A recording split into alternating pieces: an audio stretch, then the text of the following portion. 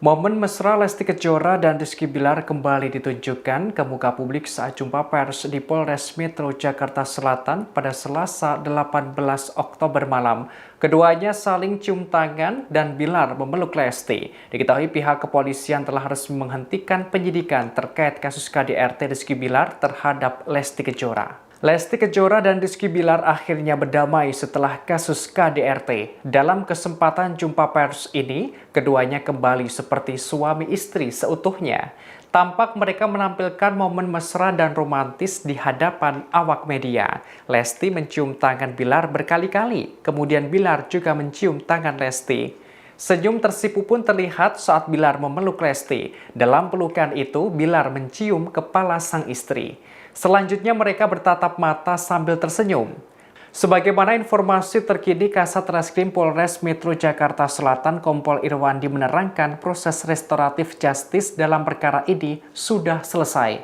Hal ini ia sampaikan saat jumpa pers di Polres Metro Jakarta Selatan pada Selasa 18 Oktober malam.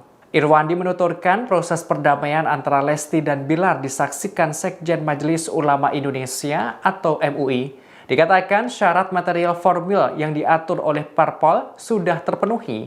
Oleh karena itu, polisi resmi menghentikan proses penyidikan dalam perkara ini melalui SP3 atau Surat Perintah Penghentian Penyidikan.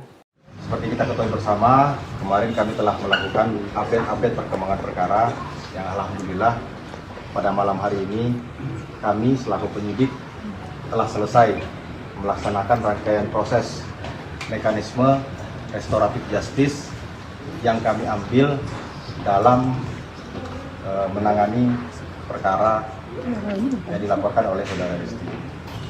Sehingga bisa kami nyatakan pada malam hari ini proses mekanisme restoratif justice telah selesai kami laksanakan.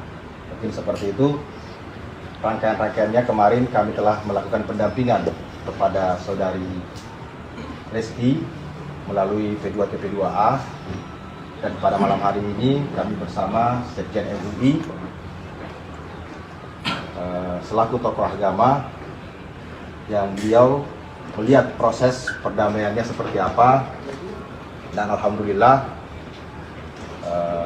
syarat material formil yang diatur dalam Perpol nomor 8 tahun 2021 terkait restoratif justice sudah kami penuhi, dan alhamdulillah sudah kami nyatakan selesai.